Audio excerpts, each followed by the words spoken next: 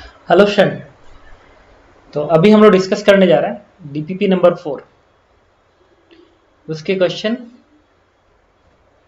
Number 29 से हम लोग डिस्कस करेंगे, क्योंकि हम लोग 28 तक डिस्कस कर चुके हैं। ये एडवांस की डीपीपी है और कैसे इसको कैसे इसको सॉल्व करना है, ये डीपीपी 1 से आपको समझ में आ जाएगा। ठीक है, तो डीपीपी 1 आप एक बार वीडियो में जाके देख लीजिए कि कैसे अटेम्प्ट करना है, या प्लेलिस्ट में जाइए, रिवीजन डीपीपी करके एक प्लेलिस्ट होगा, रिवीजन डीपीपी ऑफ एडवांस। उसमें डीपीपी 1 ओपन करिए, फिर देखिए कि मैंने डीपीपी 1 के फर्स्ट लेक्चर्स में कैसे बताया अटेम्प्ट करना, आपको समझ में आ जाएगा। डिस्क्रिप्शन बॉक्स में इसका लिंक होगा डीपीपी का, उसके आंसर्स की का, तो आप उसको अपलोड कर लीजिएगा, इसी में होगा। चलिए डिस्कस करते हैं क्वेश्चन नंबर 29। हम 28 तक डिस्कस कर चुके हैं। 29 में कह रहा है the two particles A and B are revolving with the constant angular velocity on two concentric circle of radius 1 meter and 2 meter respectively as shown in the figure. The position of the particle at t बराबर 0 are shown in the figure. If ma बराबर 2 kg, a का मास 2 kg है, and mb is 1 kg, अब b का mass 1 kg है। Constant angular speed से two concentric circle of radius 1 metre and 2 metre. ठीक है, ये 1 मीटर घूम रहा है और ये 2 मीटर घूम रहा है, मासेस दी गई है। P and PB is linear moment of the particle, then what is the maximum value of PA plus PB in kg meter per second subsequent motion of two particle। Correct, इसके पूरे motion में आप ये बताना है कि particle A का momentum और पार्टिकल बी का मोमेंटम का सम का मैक्सिमम वैल्यू कितनी होगी। कोई दिक्कत नहीं, क्या करेंगे, किसी टाइम टी पे ए का मोमेंटम निकालो, किसी टाइम टी पे बी का मोमेंटम निकालो, पी प्लस पी बी कर दो और फिर उसकी मैक्सिमम वैल्यू निकाल लो मॉड की। चलिए व्हाइट बोर्ड के पेज पे आते हैं सॉल्व करने के क्वेश्चन नंबर 29।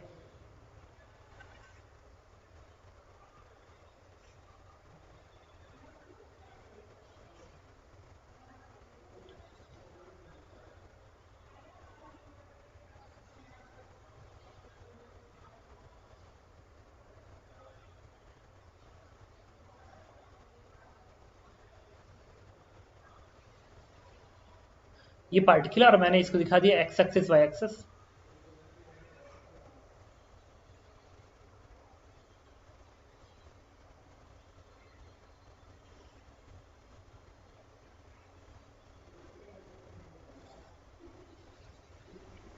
अच्छा, टी टाइम में ये पार्टिकल यहां पहुंचेगा, ठीक है, और टी टाइम में ये पार्टिकल यहां पहुंचता है, तो ये angle is theta 1, this angle is theta 2। तो इस पार्टिकल की स्पीड ऐसे होगी, दिस वन इज 2 मीटर पर सेकेंड और इसकी स्पीड कितनी है 3 मीटर पर सेकेंड, नीचे वाले की, तो ये 3 मीटर पर सेकेंड होगा। ओके, और ए का मास है ट्वाइस 2 kg देखिए, और बी का मास है 1 kg, तो इसका मास है 1 kg, इसका मास है 2 kg। अब मोमेंटम लिखेंगे इस पार्टिकल का और इस पार्टिकल का, ठीक है, टर्म में।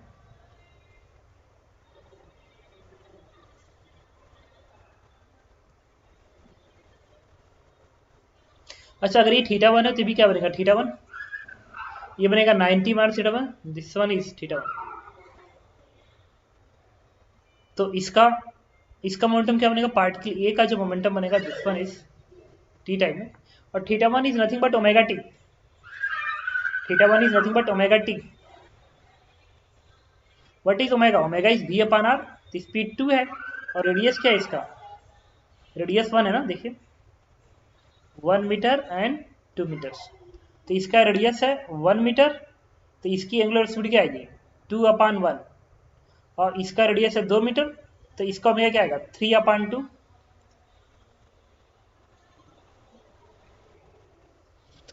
तो ओमेगा आएगा 2 upon 1 into T, omega T की वैल्यू दिया, और इसका थीटा 2 कितना कितना आएगा, theta 2 is again omega into T, but इसको में आएगा भी कितना 3 अपॉन रेडियस क्या है 2, 3 अपॉन 2 इंटू टी, ये इसका ओमेगा है, थीटा आएगा ये वाला।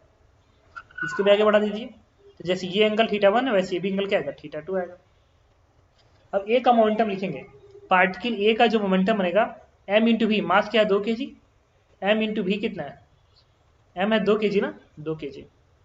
एंड वेलोसिटी क्या लिखोगे, 2 का ये कंपोनेंट साइन कंपोनेंट बनेगा, 2 एंगल के सामने साइन क्या लगेगा और बनेगा इधर इसलिए माइनस, तो माइनस 2 साइन थीटा 1 आई कैप, और एक बनेगा ये y कंपोनेंट 2 cos थीटा 1, तो बनेगा 2 cos थीटा 1 जे कैप। अच्छा यहां से ए का मोमेंटम तुम क्या लिख सकते हो, ए का मोमेंटम लिखोगे तुम इस 2 को इधर अंदर भेज दो तो बनेगा माइनस 4 साइन थीटा 1 की जगह पे 2t, थीटा 1 है ना, थीटा 1 इसको 2t है, 2t it is 2t I cap plus 2:2 4 cos theta 1 is again 2t J cap. Equation number 1 ये मिल गया पार्टिकल ए का मोमेंटम। वैसे ही बात करेंगे पार्टिकल बी का मोमेंटम, मास क्या है 1 kg, तो पार्टिकल बी का जो मोमेंटम बनेगा this one is m into भी वेलोसिटी का कंपोनेंट, इस 3 है ना, तो इसका ये जो कंपोनेंट आएगा साइन कंपोनेंट बनेगा, एंगल के सामने साइन बनेगा और बन रहा है इधर इधर बन रहा है इसलिए माइनस, तो माइनस 3 साइन थीटा 2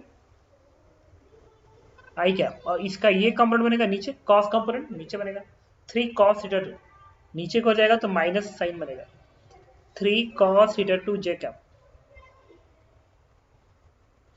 तो यहां से थीटा 2 की वैल्यू क्या है 3/2t है, उठा के यहां पर रख दो, this is minus 3 sine 3/2tt 3/2t i cap, और ये माइनस यहां भी है, this is minus 3 cos 3/2tt 3/2t j cap, ये बन गया। ऐसे तो हम सॉल्व करते रह जाएंगे नहीं,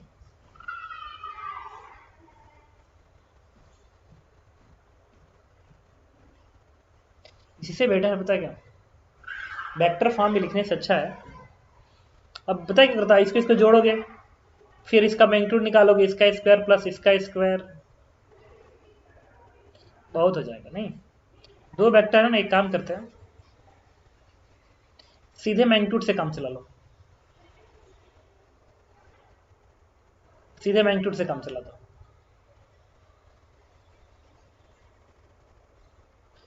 पार्टिकल ए का मोमेंटम क्या बनेगा मास इंटू वेलोसिटी 4, पार्टिकल 2 का क्या बनेगा मास इंटू वेलोसिटी, मास 1 है इंटू वेलोसिटी 3 है, +3। अच्छा ए की वेलोसिटी और बी की वेलोसिटी में एंगल कितना है देखो, ये है ए का मोमेंटम दैट इज 4 और ये है बी का मोमेंटम दैट इज 3, और ये जो एंगल है ना, ये एंगल कितना है थीटा 1 इस ओमेगा टी है ना, तो मुझे ये एंगल चाहिए ना इस वेक्टर, अच्छा हॉरिजॉन्टल एंगल चाहिए, ये एंगल कितना है 90 minus theta 1, this angle is 90 मतलब π/2 माइनस थीटा 1। सिमिलरली अरे बनेगा ना ये वाला एंगल, ये थीटा 1 तो ये बनेगा थीटा 1, और ये पूरा 90 तो बनेगा 90 माइनस थीटा 1, तो हॉरिजॉन्टल एंगल बनेगा 90 माइनस थीटा 1। सिमिलरली ये भी एंगल क्या आएगा 90 माइनस थीटा 2, मतलब ये वाला एंगल, ये वाला एंगल कैसा है देखो, ये थीटा 2 है तो बनेगा थीटा 2, ये पूरा 90 है तो बनेगा 90 थीटा 2, 90 थीटा 2। अच्छा इस वेक्टर और इस वेक्टर का मैग्नीट्यूड क्या बनेगा ए स्क्वायर प्लस बी स्क्वायर,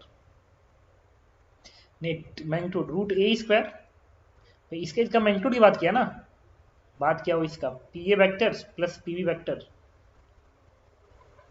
की मैक्सिमल की बात किया, तो पहले ये तो निकाल लिया जाए P A plus P B, तो पी ए ये है पी बी ये है, तो a square plus b square plus 2ab cos लगा दो तो बनेगा 4 का स्क्वायर 16 प्लस 3 का square 9 plus 2ab 2a into b into cos of बीच का एंगल, इन दोनों को जोड़ दो तो π/2 plus π/2 is pi minus theta 1 और theta 2,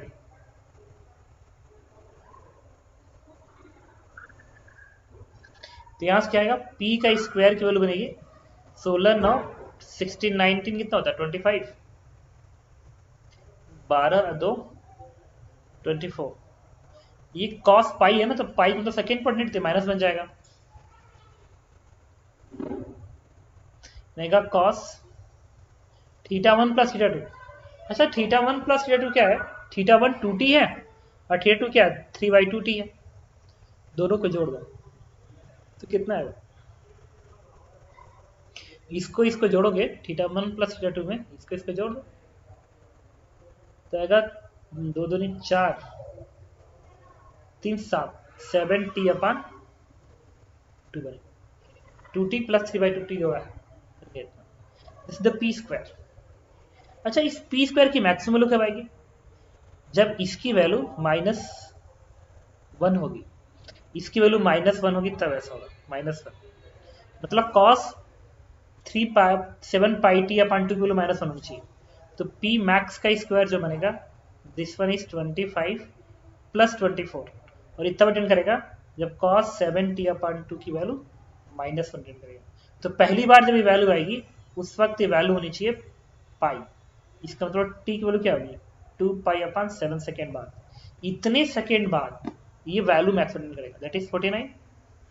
then what is P max, तो पी मैक्स इज 7, तो आंसर इज 7 और इस टाइप रिटर्न करेगा। ओके 29 के बाद 30 बात है, the burden by the force F to move a block of mass 2 kg from A to C, ACC very slowly is 76 lambda J। यहां से यहां तक ले जाने में इतना वर्क करना पड़ा। Force F is always acting tangential to the path। Equation of path of AB is, AB का जो इक्वेशन है x square 8y है। BC is straight line which is tangent on the curve at AB at the point mu between the block, the lambda is। अच्छा ये slowly जा रहा है ना, दैट इज स्लोली जा रहा है तो कुछ नहीं करना है, हमें पता है ये डिस्टेंस पता कर लो दैट इज x1 और ये डिस्टेंस पता कर लो दैट इज x2 और ये हाइट पता कर लो दैट इज y, ये कहीं पता कर लो। और वेरी स्लो मोशन में फ्रिक्शन का वर्डन होता है म्यू mgx, याद करिए फ्रिक्शन का वर्डन होता है म्यू mgx, यहां से यहां तक का वर्डन म्यू mgx होगा, ये वाले जो लिखते हैं वेरी स्लो वर्डन। और स्ट्रेट लाइन में तो भी बनेगा म्यू mgx। अब फ्रिक्शन कोफिशिएंट कहां पे है,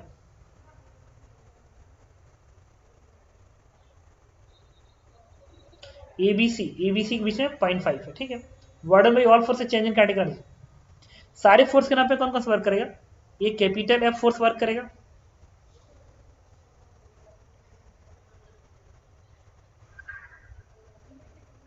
प्लस एक फ्रिक्शन वर्क करेगा, एक mg वर्क करेगा।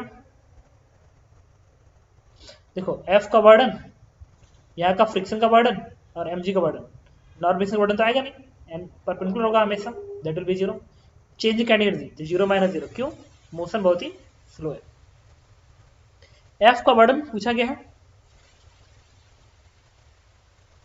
देखो work done by F is this one, दिया गया है, चलो F का वर्डन निकाल लेते, लिखते हैं यहाँ पे फ्रिक्शन का वर्डन लिखेंगे, फ्रिक्शन का वर्डन बनेगा माइनस म्यू mgx, म्यू कितना है 0.5, म्यू देखो 0.5 है, म्यू mg x यहां से लेके यहां तक की दूरी x1 प्लस x2 और mg का वर्डन बनेगा माइनस mg इंटू y दूरी ऊपर गया है ना, देखो पार्टिकल y दूरी ऊपर गया तो माइनस mg इंटू y कर लो दैट इज 0। तो यहां से F का वर्डन लिखो, व्हाइट बोर्ड पे लिख लेते हैं, F का वर्डन क्या लिखोगे, दैट इज 0.5 म्यू mg लिखोगे ना, mu mg into x, mu 0.5 mg into x वर्डन, 0.5 mg x1 plus x2 plus mg into y, ये है क्वेश्चन में। मास क्या दिया हुआ है, ब्लॉक का मास है 2 kg, देखो ब्लॉक का मास है 2 kg, उठा के रख दो, यहाँ पे 2 kg रखोगे तो कितना आएगा, ये 2 का मतलब ये 1 बनाएगा, ये 10 आएगा, 10x1 प्लस x2, मास 2 है, 2 into g 20 into y, this is work done by force F। अब एक एक करके पता करना पड़ेगा x1 x2 और y की वैल्यू, आंसर आ जाएगा। तो जो ग्राफ बना हुआ है ना इस तरीके से, फिर स्ट्रेट लाइन है,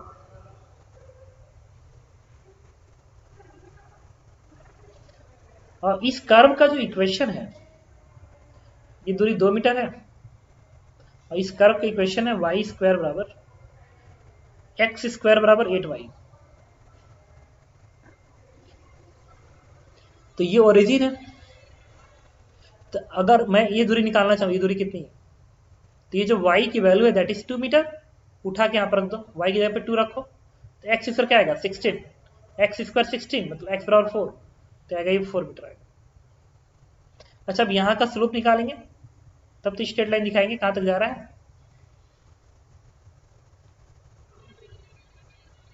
और ये दूरी देखो 10√2 मीटर है, दिस डिस्टेंस इज 10√2, तो 10√2। चलो ये स्लोप निकालना पड़ेगा, यहाँ का जो स्लोप है वो इस लाइन का स्लोप है। क्वेश्चन का गया कि ये जो कर्व है ना, इस कर्व का इस पॉइंट पे स्लोप इस स्ट्रेट लाइन का स्लोप है, तो इस कर्व का स्लोप क्या आएगा, इसको डिफरेंशियल करके आएगा। तो ये y बराबर क्या आएगा, y की वैल्यू बनेगी x square by 8, what is slope d y by d x, x square का 2x upon 8, this one is x upon 8। अब यहाँ पे x की वैल्यू प्लेस कर दो, x कितना है 4 है ना, यहाँ इसका यहाँ का x कोऑर्डिनेट क्या होगा 4 बनेगा, 4 उठा के यहाँ पर रख दो 4, दैट इज 1/2, एक्स पे 4 रख दिया, 4/8 इज 1/2। अब इसको आगे बढ़ाते हैं। अच्छा, अगर ये हाइट मान लो मैं y के बराबर है, और ये दूरी x2 के बराबर था, तो tan थीटा क्या है 1/2 equals to y upon x2, इससे x2 की वैल्यू क्या आ गई 2y, और ये जो डिस्टेंस है वो कितना होगा x2 का स्क्वायर प्लस y का स्क्वायर होगा, x2 square plus y square का अंडर रूट करोगे तो बनेगा, दैट इज 10√2, और 10√2 का स्क्वायर करेंगे तो कितना बनेगा 200। अब यहाँ से x2 की जो वैल्यू है ना 2y उठा के यहाँ पर दे, 2y 2y यहाँ पर 2y तो बनेगा 4, 2y रखोगे यहाँ पे तो 4y स्क्वायर, 4y का मतलब 5y स्क्वायर, तो y स्क्वायर बोलो क्या है 5y ना, बनेगा 40, तो y is what it is 2√10, y की वैल्यू बन गई 2√10।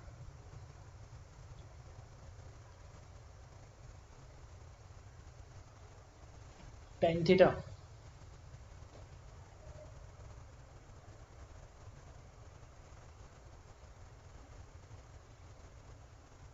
अच्छा, ये गलत हो गया, x2 बराबर 2y बनेगा, देखो इसको इधर भेजोगे, इसको इधर, तो x बराबर 2y बनेगा ना, ठीक तो है।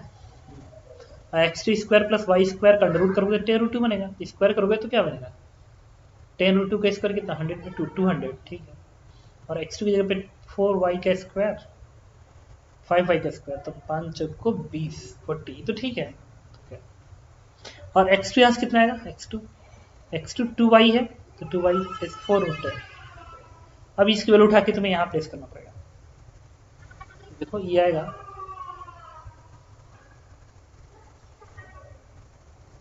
देखो हमने मिस्टेक कर दिया, ये डिफ्रेंसिएशन है, ये 2x/8 आएगा ना, तो 2/8 4 बनेगा ना, और x जगह पे जब 4 रखोगे, x जगह पे 4 रखोगे, 4/4 ये 1 आ जाएगा 1, तो tan थीटा 1, तो y बराबर क्या आएगा, y बराबर x2 आएगा, y बराबर x2, तो y और x2 बराबर है, तो 2y का स्क्वायर बराबर क्या बनेगा 100, इससे y क्या आएगा, इसको हटाओ, इसलिए कैलकुलेशन ध्यान से करना चाहिए,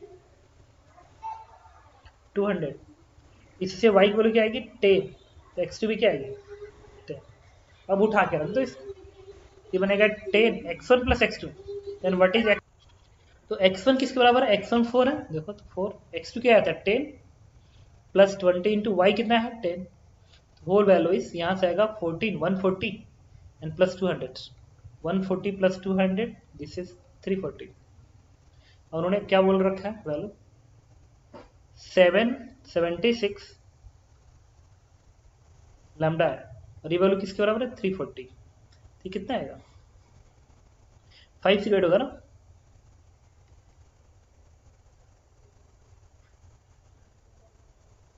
हाँ जी में इसका मतलब हमने कैलकुलेशन ना कोई और गलती की है। देखो तो मिस्टेक कहाँ हुआ है, M G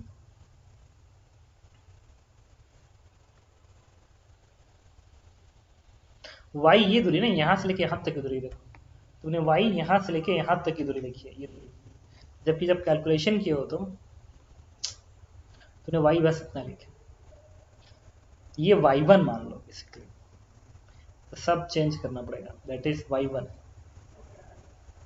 Y one, y one, y one, then y one is 10, x two is 10, y one 10 और ये 2 है, तो जो y आएगा ना y, ये पूरी दूरी दैट इज 12, तो बनेगा +2 और लग जाएगा, तो कितना आएगा 140 से बनेगा, और ये 12 दूनी 24, 240 बनेगा, तो 380 आ जाएगा, 380। अब 380 यहाँ लगा दो, अब देखो कितना आएगा, कितने बार में आएगा, 7 बच्चे 35, 5, ठीक है, तो लैम्डा इज 5। कैलकुलेशंस इसीलिए ध्यान से करना चाहिए, तुम्हें भी समझा रहा हूँ खुद को भी। क्वेश्चन नंबर 31 कह रहा है कि a ball of mass m is suspended from the point with the massless string of length l in form of the pendulum. The ball is given a speed इतना bottom of the point when the string makes 60 degree from the lower vertical AC upon it is p, write the value of p square। ठीक है, तो question में क्या करना है आपको, question number हम लोग कर रहे हैं 31, तो 31 में आप दिखा दीजिए इस तरीके से, स्पीड कितना दिया है, रूट 4gl है,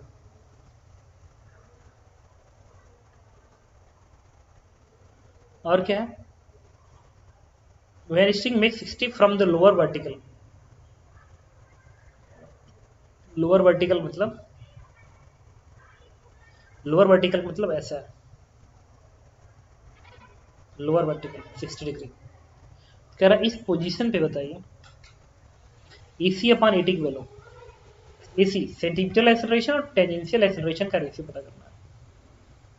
जब ये पार्टिकल यहाँ पे जाएगा तो इसकी स्पीड मान लीजिए v के बराबर है, रस्सी का लेंथ है, तो वह करके थ्योरम लगा दो यहाँ से यहाँ तक, या सीधे लिख दो v का स्क्वायर इक्वल्स टू u का स्क्वायर, u ये है दैट इज 4gl, लिख दो वार करते थ्योरम कंफ्यूजन से बचने के लिए। तो work done by all forces, तो mg वर्क करेगा, तो mg डाउनवर्ड दिख रहा है, क्या लिखोगे mg इंटू ये दूरी, यहाँ से यहाँ तक आते समय mg कोडन क्या होगा, mg इंटू ये डिस्प्लेसमेंट, ये दूरी क्या होगी, अगर ये पूरा l है, ये l और ये 60 है, तो बनेगा l cos 60, तो ये दूरी क्या बनेगी, l minus l cos 60 degree minus sine, ये बन गया mg कोडन यहाँ से यहाँ तक जाता है, change in kinetic energy half m b square minus half m into ये इनिशियल 4gl, एम से एम कट जाएगा, ये बनेगा 1/2, यहाँ से भी 1/2 आएगा, तो 1/2 का भी टर्म हर जगह कट जाएगा, एम का टर्म कैंसिल करने दो, कैलकुलेशन को थोड़ा सही करेंगे फिर से, तो बनेगा जी, ओके, तो फिर यहाँ से आएगा minus M G into L/2 बनेगा L/2, L माइनस L/2 is L/2, that is half m b square minus half m 4gl, तो यहाँ से हाफ एम कट जाएगा, ये बनेगा माइनस GL बराबर v स्क्वायर, यहाँ से बनेगा माइनस 4gl, तो यहाँ से v स्क्वायर की वैल्यू क्या आएगी, दिस इज 3gl। अच्छा, जो रेडियल एक्सेलरेशन होगा what is the centimetre acceleration, this is v square by r, r की वैल्यू l होगी, रस्सी का लेंथ l है ना, तो v स्क्वायर बाई l, तो v स्क्वायर की वैल्यू प्लेस कर दो 3gl upon l, it is 3g, this one is centimetre acceleration. अब बात करेंगे टेंजेंशियल एक्सेलरेशन की, तो इस पोजीशन में जो टेंजेंशियल एक्सेलरेशन बनेगा, mg ऐसे है ना, तो वेलोसिटी के डायरेक्शन में कंपोनेंट निकालेंगे फोर्स का, क्योंकि टेंशन कंपोनेंट तो टेंजेंशियल आता नहीं है, इधर आएगा। अच्छा, अगर ये 60 डिग्री है, ये भी 60 आएगा, ये क्या आएगा 30 डिग्री बनेगा, ये 60 है, ये भी 60, तो ये क्या आएगा 30, तो टेंशियल फोर्स क्या बनेगा mg cos 30, tangential force is mg cos 30 degree बराबर मास इंटू टेंजेंशियल एक्सेलरेशन। इससे टेंजेंशियल एक्सेलरेशन क्या आएगा, g cos 30, g cos 30 is √3/2, this one is 5√3। अब उन्होंने क्वेश्चन में क्या पूछा है, क्वेश्चन पूछा है AC अपान AT की वैल्यू। AC क्या है, 3g है, g का मतलब 10 डिवाइड बाई t 5√3, तो बनेगा 5 दूनी 10, 2√3 बनेगा। और उन्हें p का है तो पूछा है p स्क्वायर की वैल्यू बताइए, तो p स्क्वायर क्या आएगा 4 × 3 that is 12, answer is 12। Okay, अब हम लोग चलेंगे अगले क्वेश्चन पे। 31 के बाद क्वेश्चन नंबर 32 कह रहा है कि 2 block mass M1 10 kg, M2 20 kg connected by spring इतना, the coefficient of friction between the block and fix under इतना, find the minimum constant force F to be applied to M1 to order to slide the M2। Okay okay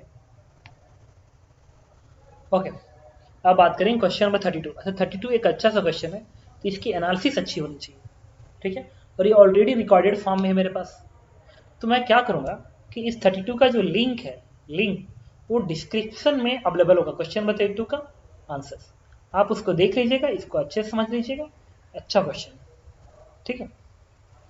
question number 33 पे आता है, कह रहा a particle of mass 1 kg is laying at rest on x axis, experience a net force given by a law इतना, the magnitude of the minimum velocity in negative x direction to be imparted to the particle at x बराबर 4 meters such that it reaches the origin is इतना, then value of p is।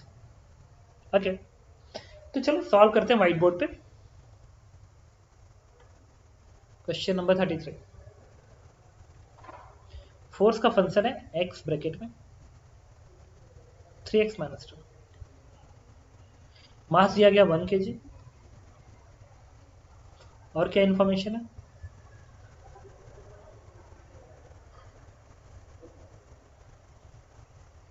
x बराबर 4 पे, x बराबर 4 पे कितना minimum velocity they, you minimum, so that particle reaches the origin, particle origin पहुंच सके, origin x और 0 क्रॉस कर सके। अच्छा इस फोर्स को 0 रखो पहले, तो 0 रखोगे तो x बराबर 0 पे फोर्स 0 मिलेगा, और x बराबर 2/3 मिलेगा, इसको 0 कर लो, 0 करने के बाद रूट पता करो, तो एक रूट आएगा x की वैल्यू 2/3। अच्छा एक चीज और देखो, अगर x की वैल्यू 2/3 से ज्यादा है, अगर x 2/3 ज्यादा है तो वैल्यू पॉजिटिव आएगी, भी पॉजिटिव आएगी, तो फोर्स पॉजिटिव डायरेक्शन होगी, मतलब इधर होगी, इधर होगी पॉजिटिव डायरेक्शन। और x की वैल्यू 2/3 से अगर कम कर दोगे और 0 से ज्यादा रखोगे तो ये तो पॉजिटिव आएगा बट ये नेगेटिव आएगा, तो पूरी वैल्यू नेगेटिव आ गई, मतलब इस रीजन में फोर्स वैल्यू ऐसे होगी। अब कह रहा है इस पार्टिकल को कितना स्पीड दें ताकि ओरिजिन को क्रॉस कर जाए, इसका मतलब इस पार्टिकल को तुम्हें इतना ही स्पीड देना चाहिए ताकि वो 2/3 वाले पॉइंट को जस्ट क्रॉस करे। अगर ये पार्टिकल यहां तक पहुंच जाता है, इस फोर्स के आगे उल्टा चल रहा है ना, तो यहां तक पहुंच जाता है, तो ये जो फोर्स का डायरेक्शन है वो तो खुद ही इसको खींच के ओरिजिन पे लेते जाएगा। तो हमको क्या करना है, हमको यहां से लेके यहां तक वर्क एनर्जी थ्योरम लिखना है, work done by all forces change in kinetic energy. तो इस फोर्स का वर्क डन क्या लिखोगे, तो फोर्स का work done F dx x into 3x minus 2 3x minus 2 into dx, इसका वर्डन निकालेंगे। अच्छा इस फोर्स का वर्डन कहां से, x बराबर 4 से 2/3 तक जाना है ना, तो वर्डन 4 से 2/3 तक लिमिट लिख दिया, तो work done by this force equal to change in category, यहां पे कैटेगरी क्या आएगी 0, और यहां की कैटेगरी कितनी है -12 m की जगह पे 1, अभी निकालना यू मिनिमम का स्क्वायर, सॉल्व कर दो आंसर जाएगा, इसका इसकी वैल्यू आएगी, इक्वेट करना आंसर। 33 के बाद क्वेश्चन नंबर, अब आते हैं कंप्रीहेंशन पे। ये कह रहा है का hemispherical ball of uniform mass distribution of mass m, इसका मास m है, at rest on frictionless horizontal ground surface, there is small insect of mass m on the ball at the point A of the ball at the rest। यहां पे एक small m मास का है, now the insect move with the constant z b related to the ball in vertical plane, vertical plane में ये relative v speed से भाग रहा है। Assuming the insect does not sleep on the ball, when the insect reaches the point P of the hemisphere of the displacement of the hemisphere with respect to ground is,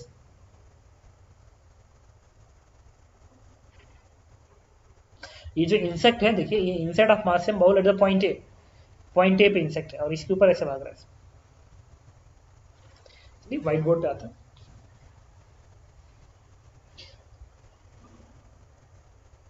और ये frictionless horizontal ground है, देखिए frictionless horizontal ground, ये mu 0 है।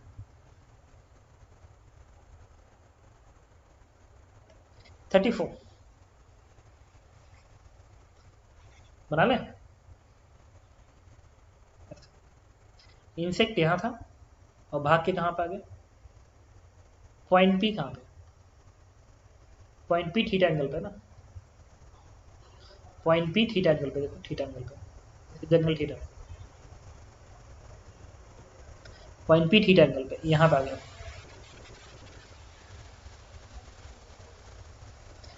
अच्छा एक बात बताओ, पूरे सिस्टम पे नेट फोर्स हॉरिजॉन्टल डायरेक्शन कितना है, 0, क्योंकि ग्राउंड फ्रिक्शनलेस है।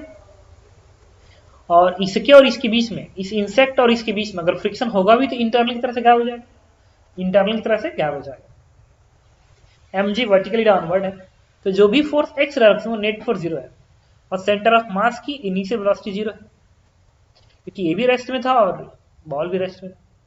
अगर ऐसा कंडीशन है तो मास मोमेंट कंजर्वेशन होल्ड करता है, delta m delta x equal to 0, इसका समेशन बोलते हैं मास मोमेंट कंजर्वेशन, जो कि आप सेंटर ऑफ मास की लिस्ट में जाएंगे तो वहां से सीख सकते हैं। मासेस कितना है देख लेते हैं। इसका मास स्मॉल है ना, इसका मास कैपिटल है। चलो लगाते हैं मास मोमेंट कंजर्वेशन क्वेश्चन 34 के लिए, मास मोमेंट इसका। अच्छा मान लीजिए, ओके तो लिखेंगे मास मोमेंट कंजर्वेशन। मान लिया ये इधर x दूरी तय किया, कैपिटल x दूरी तय किया, ठीक है, तो इसका मास मोमेंट क्या लिखोगे, इधर गया तो प्लस m इंटू एक्स, और इसका मास मोमेंट कितना लिखोगे। अच्छा वैसे भी पार्टिकल इधर जाएगा तो इसको इधर जाना चाहिए, इधर, तो इसका डायरेक्शन चेंज कर लो। हालांकि ये इशू बिल्कुल नहीं है, अगर आपने डायरेक्शन उल्टा ऐसे नहीं माना तो अपने आप ही x नेगेटिव आ जाता, तो माइनस एम एक्स इधर, माइनस एम एक्स। अब इस पार्टिकल में ये पार्टिकल कितना दूरी तय किया x के डायरेक्शन में, तो x के डायरेक्शन का मतलब इतना दूरी तय किया ना, इतना दूरी तय किया x में, तो ये दूरी कैसे आएगी, ये पूरी दूरी r है, अगर ये r है तो ये बनेगा r cos theta, this is r cos theta, this is r, then this is r cos theta, तो ये दूरी क्या आएगी, this one is r minus r cos theta, ये पूरी r है, इसमें से घटा दो r cos थीटा, ये आ गया इतना। लेकिन ये पार्टिकल इतना, ये जो दूरी तय किया है, ये जो दूरी, ये तो इसके फ्रेम में है, तब तक ये वाला और इधर भाग गया, तो ग्राउंड फ्रेम में ये पार्टिकल कितना x में भागा है, तो इसमें से x घटा के आएगा, इधर कितना, इधर भागा इसलिए plus, plus m into r minus r cos theta minus x, देखो m इंटू एक्स, इसका इधर है इसलिए माइनस, और इसके क्या लिखेंगे, स्मॉल m को, स्मॉल m इंटू ये वाला दूरी में से x घटा दो तो तुम्हें इधर मिलेगा, क्योंकि ये दूरी है, इस पार्टिकल की डिस्प्लेसमेंट है इस डायरेक्शन, दैट इज 0, इससे x की वैल्यू क्या आएगी, m common r minus r cos theta and divide by small m plus capital M, this is displacement of this box bowl in this direction, horizontal left में जाएगा, तो ठीक है, this answer is B part. Now question number 35 कह रहा है when insect at the point P the hemisphere ball the acceleration of ball is, ball का acceleration बताइए, और ये रिलेटिव स्पीड कांस्टेंट है इसकी, गुड। चलिए बॉल का एक्सेलरेशन पूछा जबकि इसकी रिलेटिव वेलोसिटी कांस्टेंट,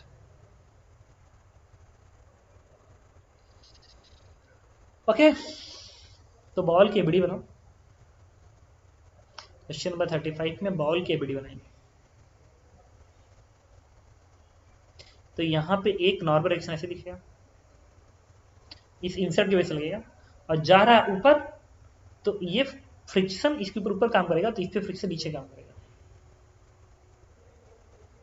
क्योंकि इंसेक्ट क्या करेगा, बॉल को नीचे पर धक्का मारेगा, तो बॉल उसको ऊपर धक्का मारेगा, तो ऊपर जाएगा। तो बॉल पे फ्रिक्शन का काम करेगा, नीचे होगा स्टैटिक फ्रिक्शन। ओके, अब इसको आगे का बढ़ा दो, ये एंगल थीटा है। अब बात करना होगा हमें इस angle, this angle is again theta. अगर ये थीटा तो ये भी थीटा बनेगा। और ये एंगल क्या है, this angle is 90 minus theta, 90 theta. अब इसका एक्सेलरेशन मान लो ए के बराबर है, तो इस डायरेक्शन में नेट फोर्स और मास इनटू एक्सेलरेशन करेंगे, तो एन का कॉस कम आएगा, N cos theta minus friction का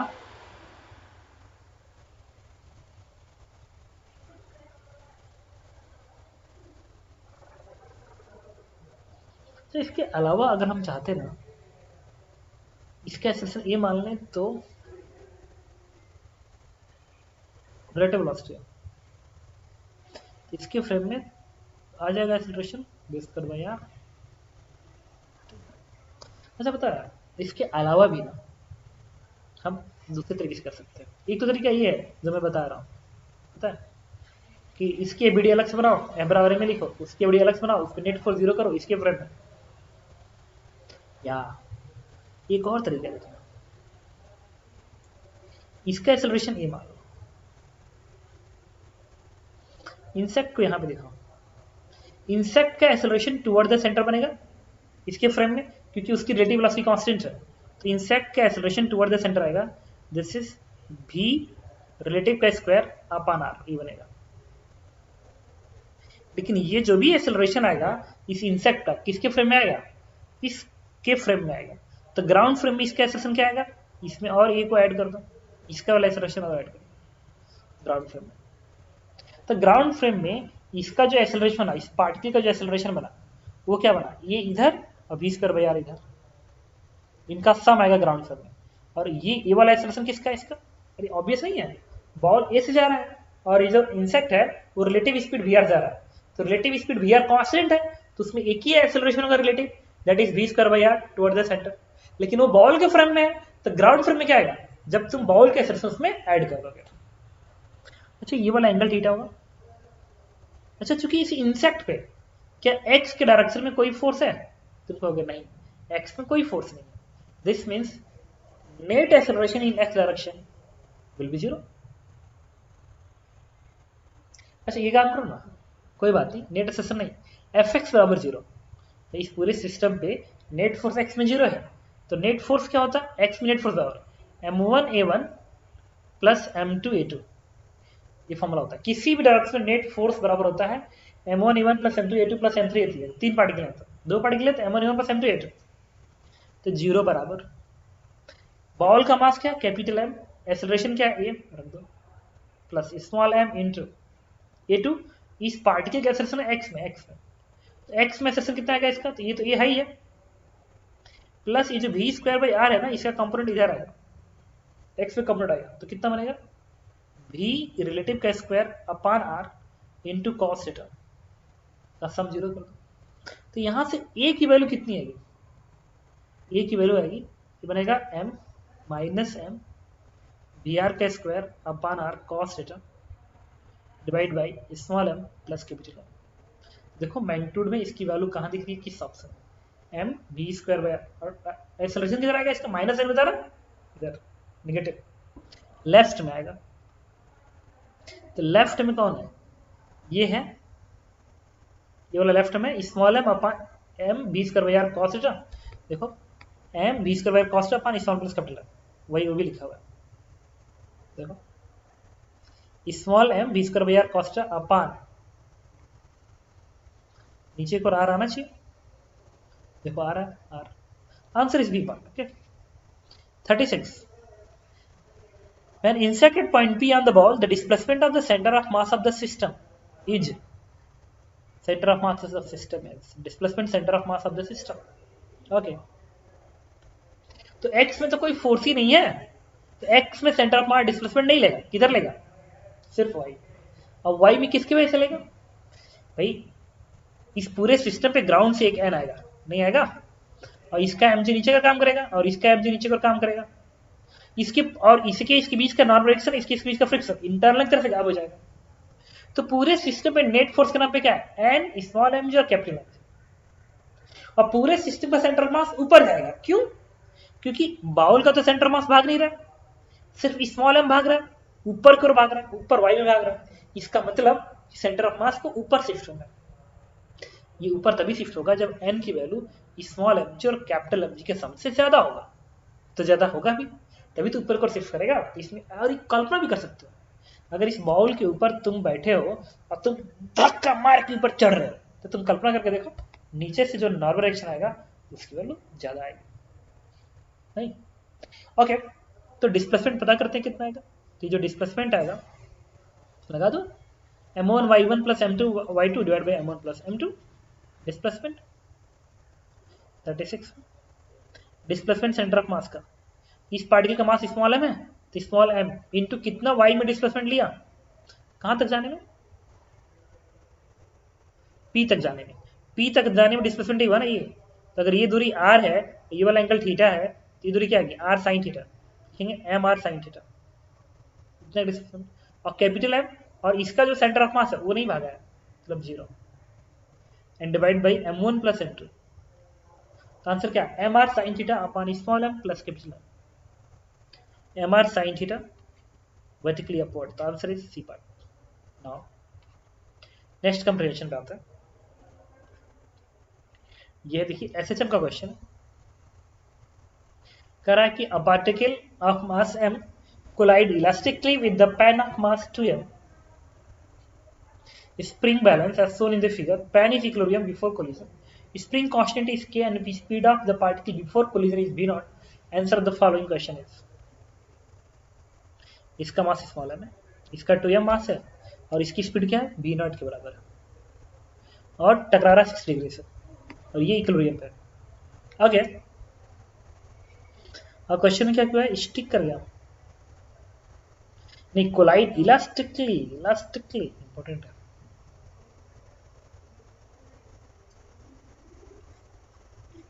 ओके, इस डायग्राम को हम दोबारा बनाएंगे व्हाइट बोर्ड पे। 37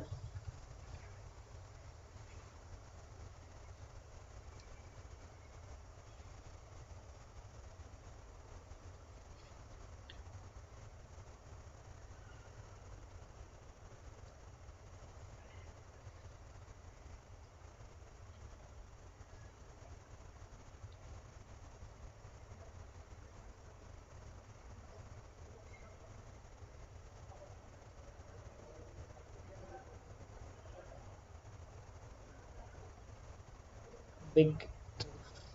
ओके, तो मान लो ये नेचुरल लेंथ है,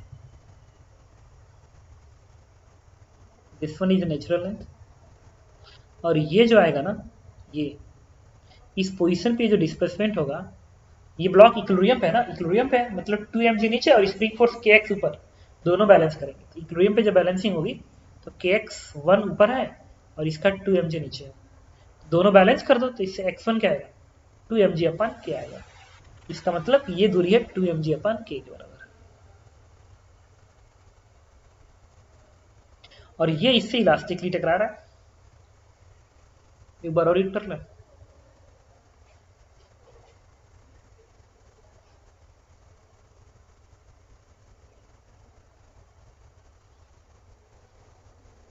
ओके, आप रीड कर लेना, मैं फिर वापिस चल रहा हूँ व्हाइट बोर्ड पे।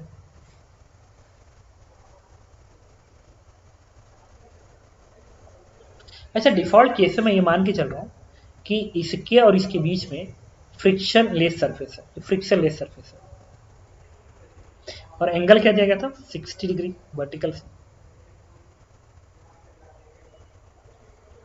इसके वेलोसिटी के दो कपड़ बनेंगे, अगर ये एंगल 60 है तो ये भी 60 आएगा। तो इस v नॉट का एक कंपोनेंट बनेगा, this is v not cos 60, this one is v not by 2, और एक कंपोनेंट बनेगा, this is v not sin 60, this one is v not √3/2। अच्छा, टक्कर के बाद x की वेलोसिटी कांस्टेंट रहेगी बट y की वेलोसिटी चेंज होगी, क्योंकि इस पार्टिकल पे जो भी फोर्स लगेगा वो y के डायरेक्शन लगेगा, y के डायरेक्शन लगेगा। तो टक्कर के बाद इसका जो कंडीशन बनना चाहिए, इसका कंडीशन, इस 2m के पास वेलोसिटी मान लो v1 है और ये नॉन इंपल्सिव फोर्स है तो इसको कंसीडर करने की जरूरत नहीं है। तो इसकी वेलोसिटी v1 हो गई इस डायरेक्शन की, और ये जो पार्टिकल है इसकी वेलोसिटी टक्कर के बाद इधर वाला v2 हो गई, और टक्कर के पहले इधर वाला v0/2 है। अब लगाएंगे मोमेंटम कंजर्वेशन इसे क्या और इसके सिस्टम पे। क्यों? क्योंकि स्प्रिंग एक नॉन इंपल्सिव फोर्स है, वो कोलिजन में वेलोसिटी को अफेक्ट नहीं कर पाएगा। तो कोलिजन के टाइम पे हम लोग नॉन इंपल्सिव फोर्स को क्या करते हैं, भूल जाते हैं। यूज करेंगे मोमेंटम कंजर्वेशन वाई डायरेक्शन।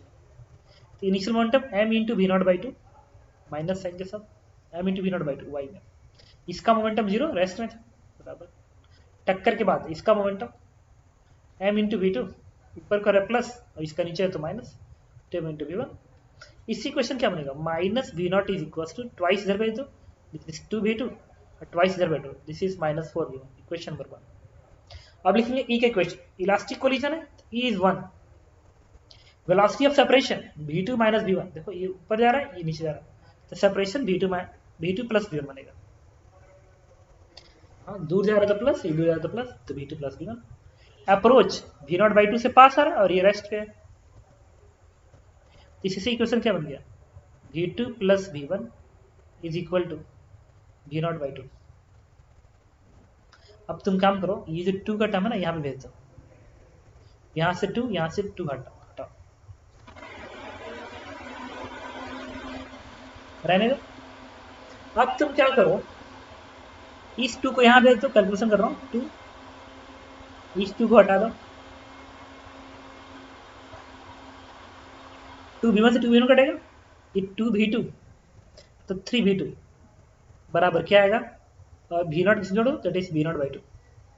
तो v2 is what, it is v0/6। अब आपको निकालना है क्या, v1 निकालना है, v1 निकालना है, v1।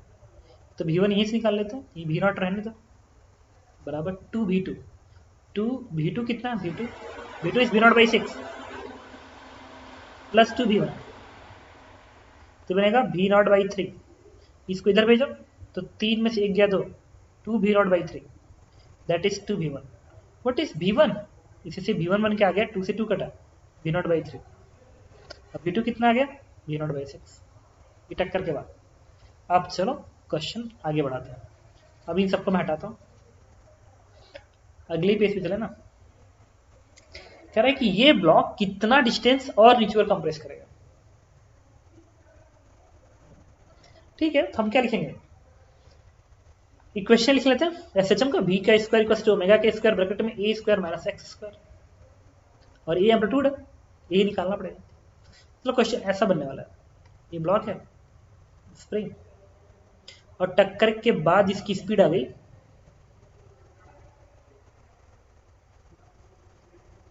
1 सेकेंड, इसकी स्पीड आ गई कितनी, अब v1 इज v0/3, तो v0/3 लिखो, यह है स्पीड v0/3, और नेचुरल लेंथ ये है, और ये है अभी मीन पोजीशन जहां पे इक्विलिब्रियम पे है, और ये दूरी कितनी है 2 mg/k है। ओके, अच्छा इस स्पीड के साथ, इसका मास है, इस स्पीड के साथ ये ब्लॉक कहां तक जाएगा, एक्सट्रीम पोजीशन तक जाएगा जहां पे स्पीड 0 हो जाएगी। ओके, और ये मीन पोजीशन है, तो मीन और एक्सट्रीम की बीच में एम्पलीट्यूड होती है, एम्पलीट्यूड, और मीन पोजीशन पे स्पीड मैक्सिमम होता है, क्या लिखोगे, मैक्सिमम स्पीड एसएचएम होता है a ओमेगा, और ये निकालना है तुम्हें, ये दूरी ओमेगा क्या है √k/m, और m क्या है 2m के बराबर 2m। इससे a की वैल्यू क्या आ गई, इससे a की वैल्यू आ गई v0/3 √2m/k। इतना दूरी ये और नीचे आएगा, तो उन्होंने क्या पूछा है, maximum compression of spring after collision, after collision कितना कंप्रेशन आएगा, तो 2/3 का टर्म आना चाहिए। देखो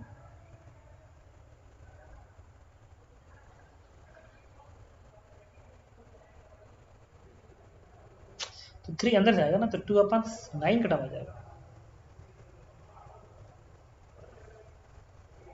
okay, this is the answer is a part. देखो ए पार्ट में आंसर दिख रहा है, v0/3 बाहर है 2 अंदर है, उन्होंने वही दे रखा है। देखो व्हाइट बोर्ड कहाँ गया, 2 और 3 बाहर है, answer is a part.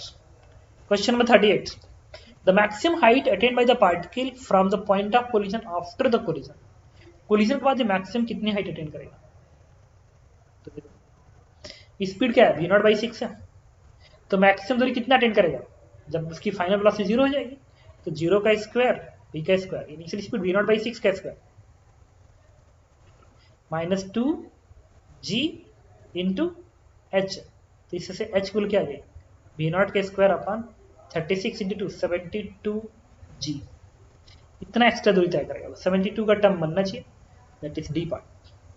39 minimum kinetic energy of particle after collision. Minimum kinetic energy of particle after collision.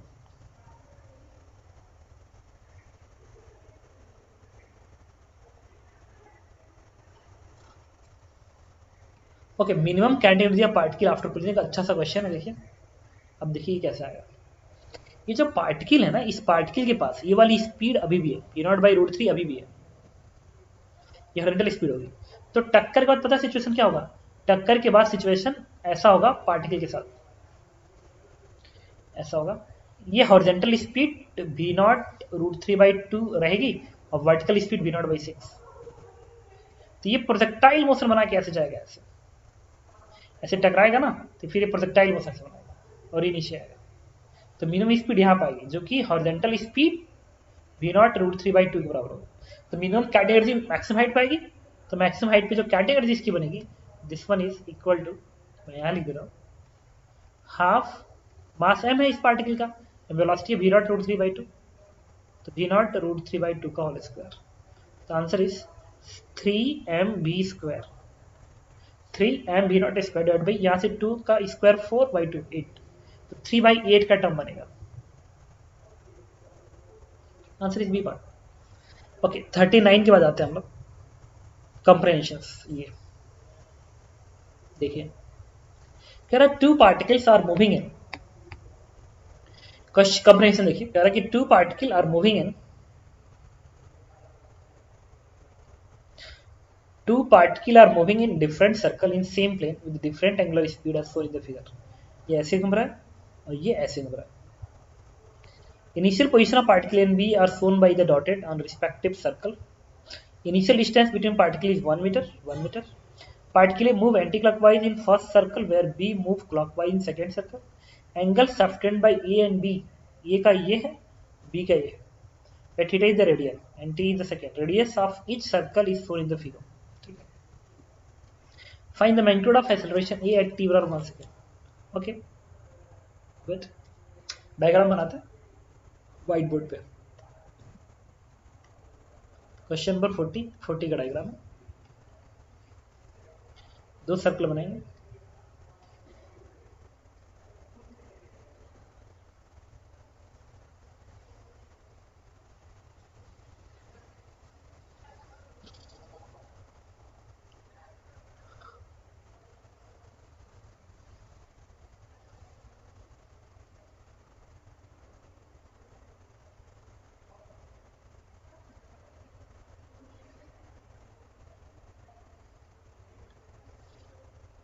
ये एंगल थीटा है,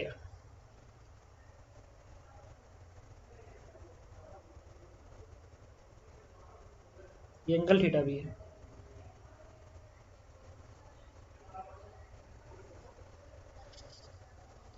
थीटा इज π/2t, थीटा ए की जो वैल्यू है this is π/2t and theta B की value है πt।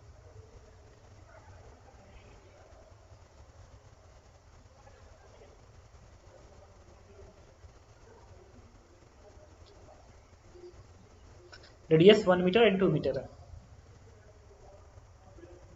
इसका radius है 1 metre, इसका रेडियस है 2 मीटर।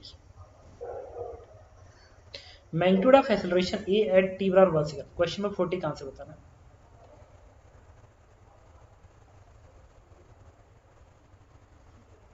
40th का आंसर बताना है। मैग्नीट्यूड ऑफ एक्सेलरेशन ए का एक्सेलरेशन बताना है ना, तो पार्टिकल ए के पास 2 एक्सेलरेशन होगा, एक रेडियल एक होगा टेंजेंशियल। अच्छा, थीटा ये इतना है, इससे ओमेगा एंगुलर स्पीड कितनी आएगी, डिफरेंशिएट कर दो, d theta by d t is π/2। Omega तो कांस्टेंट आ गया, कांस्टेंट ओमेगा में सिर्फ एक ही एक्सेलेरेशन होता है आर ओमेगा स्क्वायर। तो क्वेश्चन नंबर 40 का आंसर लिखेंगे आर ओमेगा स्क्वायर। आर कितना 1 मीटर, ओमेगा कितना पाई बाय 2 का square, it is pi square by 4, only this one, tangential acceleration will be 0, तो pi square by 4 is answer. 41 कह रहा है at t बराबर 1 second the magnitude of acceleration a with respect to b is, a का acceleration b के respect में बताइए। ठीक, तो ये a का एक्सेलरेशन है। 41 पे आते हैं। अच्छा b का एक्सेलरेशन क्या लिखोगे, अगेन इसको डिफरेंशिएट करोगे, ओमेगा, तो ओमेगा b क्या आएगा पाई, t के रिस्पेक्ट में किया डिफरेंशिएट तो पाई आ गया। एक्सेलरेशन क्या होगा आर ओमेगा स्क्वायर, आर क्या है 2 मीटर, आर है 2 मीटर, ओमेगा क्या है पाई का square, this is 2 pi square. अच्छा अब इसके पास जो एक्सेलरेशन ये है वो टुवर्ड द सेंटर बनेगा ऐसा, अब वैल्यू है पाई स्क्वायर बाई 4, और ये एंगल थीटा है, तो हॉरिजॉन्टल से एंगल क्या बनेगा, ये बनेगा थीटा, ये बनेगा 90 माइनस थीटा है हॉरिजॉन्टल से, नहीं ऐसे तो टुवर्ड द सेंटर ही होगा, ये एंगल ना, ये एंगल बनेगा कितना थीटा एक बराबर बनेगा, हॉरिजॉन्टल से थीटा आएगा, दिस एंगल इज थीटा। अच्छा इस पार्टिकल का एक्सेलरेशन किधर होगा टुवर्ड द सेंटर, हॉरिजॉन्टल से ये भी एंगल क्या आएगा थीटा भी, बट वो ऐसे होगा, तो ऐसे होगा, और उसका ये वाला एंगल क्या आएगा थीटा भी, और ये क्या आएगा 2 पाई स्क्वायर। कह रहा ए का एक्सेलरेशन बी के रिस्पेक्ट बताइए, relative acceleration, vector a minus vector b का मैग्नीट्यूड, तो a square plus b square minus 2 a b cos है ना, तो रिलेटिव एक्सेलरेशन क्या लिखोगे अंडर रूट ऑफ ए का स्क्वायर, इसका स्क्वायर पाई स्क्वायर बाई 4 मतलब पावर 4 अपॉन 16, इसका square it is 4 pi power 4 minus 2 a b, a की जगह पे पाई स्क्वायर बाई 4 और बी की जगह पे 2 pi square into cos of angle between this two, ये एंगल क्या है, ये एंगल आना चाहिए भाई, ये थीटा भी है थीटा ये है, तो आएगा पाई minus theta a plus theta B, तो इससे वैल्यू कितनी आएगी पाई square by 16, 4 pi square minus ये बनेगा 2, 4 से 4 कटेगा बनेगा पाई का पावर 4, और कॉस पाई है ना तो प्लस बन जाएगा, और theta a plus theta b, cos theta a plus theta b ना, theta a plus theta b, इसको जोड़ दो, जी किसके टर्म में बताया है, एट टी बराबर 1 सेकेंड पूछा, 1 सेकेंड पे, तो 1 सेकेंड यहाँ पर रखेंगे। अच्छा थीटा ये बनेगा, ये माइनस साइन पाई की वजह से माइनस यहाँ पे आएगा, theta a plus theta B, तो theta a plus theta B को जोड़ दो, तो pi by 2 plus pi T, तो कितना आएगा 3 पाई बाई 2 टी बनेगा ना, और टी बराबर 1 सेकेंड, जब 1 सेकेंड आप पुट करोगे तो ये cos 3 पाई बाई 2 को होती है 0, 0 बन गया, तो ये ए आर की वैल्यू क्या आ गई, क्वेश्चन नंबर 41 का आंसर बनेगा ये, बस ये 0 हो गया, और 16 चौको 64 और 1 65, तो रूट 65 एंड डिवाइड बाई 4, पाई बाहर आ जाएगा, 16 का रूट 4 बनेगा, तो 65 है ना, तो ये आएगा आंसर आपका 65 अंदर होना चाहिए, तो आंसर इज ये पाई, ये पाई का स्क्वायर बाहर आएगा क्योंकि पाई का पावर 4 आ रहा है ना, 4 आ रहा है, 4 है, स्क्वायर बाहर आएगा। ओके 41 के बाद क्वेश्चन नंबर 42 कह रहा है t बराबर 2 second the angular velocity of particle A with respect to particle B is, okay तो एंगुलर वेलोसिटी तो इजी है, एंगुलर वेलोसिटी का जो डायरेक्शन है इसका, ये ऐसे घूम रहा है, ये ऐसे घूम रहा है, तो दाहिने हाथ के फिंगर को घूमने के सेंस फंसा, थंब बताएगा डायरेक्शन, वो आ गया मेरे तरफ, थंब है मेरे तरफ, देखो मेरे तरफ, मेरे तरफ, तो इसकी जो एंगुलर वेलोसिटी है वो डॉट से रिप्रेजेंट करोगे मेरे तरफ होगा, और ये घूम रहा है ऐसे ऐसे, ये घूम रहा है ऐसे, तो दाहिने हाथ के फिंगर को घूमने के सेंस फंसा, थंब आ गया अंदर की ओर, तो क्रॉस से, तो जो रिलेटिव एंगुलर वेलोसिटी आएगी, रिलेटिव एंगुलर वेलोसिटी, अब क्या करना, ये बाहर की ओर है ये अंदर की ओर है, तो घटाओगे, इसमें से इसे घटा दो, तो माइनस से माइनस प्लस हो जाएगा ना, ये बाहर की ओर और ये अंदर की ओर, तो ये बाहर ये अंदर, तो दिस माइनस दिस, तो ये तो डायरेक्शन ही निगेटिव है इसका, तो रिलेटिव एंगुलर वेलोसिटी क्या बनेगी, इसका कितना है पाई बाय 2 माइनस ऑफ इसका कितना है minus pi, this value is 3 pi by 2 radian per second is answer 3 pi by 2 is B part. अब आते हैं क्वेश्चन नंबर 43 के पास। 43 में कह रहा है कि list first so some arrangement in which motion of masses are described and second define the motion of center of mass। इधर सेंटर ऑफ मास का मोशन है, इधर इनका मोशन है। कह रहा है match the appropriate option P. इसमें कह रहा है कि इसका मास स्मॉल है, इसका कैपिटल है, ऊपर तो सरफेस रफ, नीचे फ्रिक्शन है। Person move with constant acceleration toward right, right इधर जा रहा है, अगर पर्सन इधर जा रहा है कांस्टेंट एक्सेलरेशन से, एक्सेलरेशन ऑफ सेंटर ऑफ मास में भी 0 में क्या ऑलवेज 0। ये पार्ट का आंसर 0 आएगा क्योंकि इस पूरे सिस्टम पे हॉरिजॉन्टल कोई फोर्स है नहीं। जब इसको सिस्टम बनाओगे तो हॉरिजॉन्टल कोई फोर्स दिखेगा, हॉरिजॉन्टल कोई फोर्स दिखेगा नहीं। इसके बीच का फ्रिक्शन इंटरनल तरह से गायब हो जाएगा, mg वर्टिकल्स है जो कि नॉर्मल से बैलेंस हो जाएंगे। ग्राउंड से फ्रिक्शन आ रहा है, फ्रिक्शन नहीं आएगा क्योंकि वो फ्रिक्शनलेस। तो acceleration of centre of mass will be 0। ये पार्ट तो गलत कह रहा है, acceleration of centre of mass may be 0, may be 0, may be 0 क्या मस्ट भी 0 होगा। Centre of mass must move with the constant velocity, of course जब एक्सेलरेशन 0 है तो सेंटर ऑफ मास की वेलोसिटी क्या रहेगी। लेकिन इनिशियली ये भी रेस्ट में था ना। हाँ ये तो ठीक है, कांस्टेंट वेलोसिटी वो 0 भी हो सकती है। तो पी का answer 2। Centre of mass remain at rest, ये ज्यादा एप्रोप्रिएट आंसर है। Third centre of mass must have the component of acceleration in the downward direction, no गलत है। तो पी का आंसर आना चाहिए 3, जो कि तुम देख रहे हैं option A B C match कराओगे तो ए और बी में से किसी एक में जाएगा। क्यू चेक करो, वो उससे आंसर आ गया। क्यू में ये रफ सरफेस है। t बराबर 0, a person at point A is moves with the constant velocity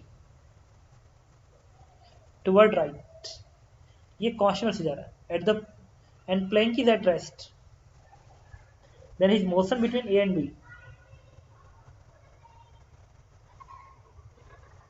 ठीक है। अगर ये पर्सन कांस्टेंट वेलोसिटी जा रहा है मतलब इस पर्सन पे कोई फ्रिक्शन नहीं है। तो जब इस पर्सन पे कोई फ्रिक्शन नहीं है, अगर फ्रिक्शन होता तो एक्सीलरेट हो जाता। जब पर्सन के पैर में फ्रिक्शन नहीं होगा तो क्या इसके ब्लॉक के ऊपर सर्फेस होगा फ्रिक्शन, नहीं होगा। ये जब पर्सन पे फ्रिक्शन दिखाओगे तो पर्सन एक्सीलरेट कर जाएगा ना, जबकि उन्होंने लिखा है कि वेलोसिटी कांस्टेंट होना चाहिए। तो पर्सन के पैर पे कोई फ्रिक्शन नहीं होना चाहिए, तो इस ब्लॉक पे भी कोई फ्रिक्शन पीछे को नहीं होना चाहिए। जब ऊपर के सर्फेस पे कोई फ्रिक्शन नहीं है तो ग्राउंड से भी फ्रिक्शन नहीं आएगा। क्यों आएगा, स्टैटिक फ्रिक्शन बना रहेगा, 0 बना रहेगा, मतलब प्लैंक रेस्ट में रहेगा और ये आगे को जा रहा होगा कांस्टेंट वेलोसिटी से। Centre of mass move with the constant velocity, तो Q का 2 is the correct answer, Q का 2 सही। Centre of mass remain rest 3 गलत है। Centre of mass must the component acceleration in downward direction गलत, Q का 2 हो जाएगा। समझ सकते हो, answer is B part. Match कर आर का चेक कर लेते हैं। आर ये है, ये भी रफ है, ये भी है, ठीक है। इसमें क्या होगा, जब ये ब्लॉक नीचे को आएगा हॉरिजॉन्टल एक्सेलरेशन 0 होगा, centre of mass must be क्या कह रहा है, और जो भी आएगा सिस्टम के पास एक्सेलरेशन वो डाउनवर्ड होगा। क्यों डाउनवर्ड होगा भाई, ये ब्लॉक यहां से मूव करते हुए नीचे आ गया ना, नीचे आ गया तो ये इधर भागेगा, ये इधर भागेगा और ये इधर भागेगा। तो एक्स में तो नेट एक्सेलरेशन 0 रहेगा, डिस्प्लेसमेंट सेंटर ऑफ मास का 0 रहेगा, लेकिन वाई में तो डिस्प्लेसमेंट सेंटर ऑफ मास का आएगा, वाई में तो एक्सेलरेशन सेंटर ऑफ मास का आएगा क्योंकि ब्लॉक नीचे आ रहा है, बिना एक्सेलरेशन का नीचे कैसे आएगा। तो centre of mass must have constant velocity, second गलत कह रहा है। Third centre of mass remain rest, ये भी गलत कह रहा है। Fourth centre of mass component acceleration in downward direction, of course R का फोर्स में मस्ट हैव अ कंपोनेंट,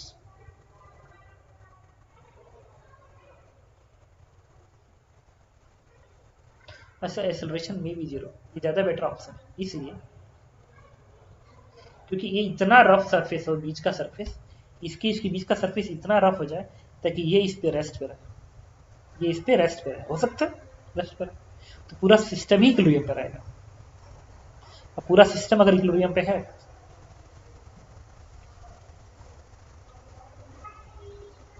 हाँ बिल्कुल, इक्विलिब्रियम पे तो सेंटर ऑफ मास रेस्ट रहेगा, ठीक है, तो आर का 1 हो जाएगा। अब मस्ट है द कंपोनेंट नहीं, कंपोनेंट नहीं, अगर इस केस में अगर एक्सेलरेशन आया इस ब्लॉक, इस पूरे सिस्टम के पास, इस पूरे सिस्टम के पास अगर एक्सेलरेशन आया तो डाउनवर्ड ही रहेगा, तो कंपोनेंट का टर्म नहीं आना चाहिए। Centre of mass remain at rest, ये जरूरी नहीं है, हो सकता है स्लाइड कर जाए नीचे पर, स्लाइड कर जाए, अगर स्लाइड कर गया तो रेस्ट में क्यों रहेगा। मे की वजह से वो करेक्ट ऑप्शन बन रहा है, मे की वजह से वो करेक्ट ऑप्शन बन रहा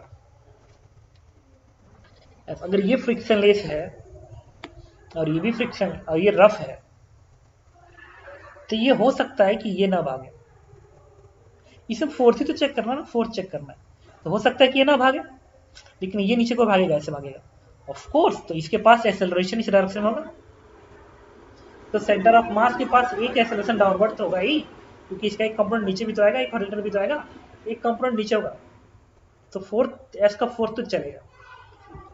दूसरा, एक्सेलरेशन ऑफ सेंटर ऑफ मास में भी 0, गलत कह रहा है। Centre of mass must have the constant velocity, गलत कह रहा है, एक्सेलरेट हो रहा है। सेंटर ऑफ रिवर रेस्ट, गलत कह रहा है। ठीक, क्वेश्चन नंबर 44 पे आता है, कह रहा figure shows the fourth situation in which the block of mass m release from rest, सब फ्रिक्शन से इसकी स्पीड √2gh है, ब्लॉक यहां से रिलीज किया, हाइट h है।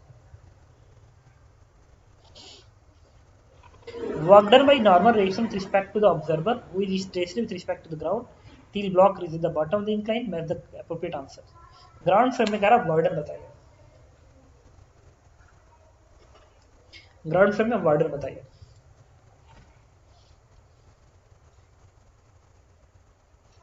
और ये फ्रिक्शन लेस वेज है, फ्रिक्शन लेस वेज, ठीक है। चलो, अगर इसकी स्पीड √2gh है, इसकी स्पीड √2gh है, एक ऑप्शन बताता हूँ, चलो एन का वर्क डन बताना, व्हाइट बोर्ड पे चलते हैं।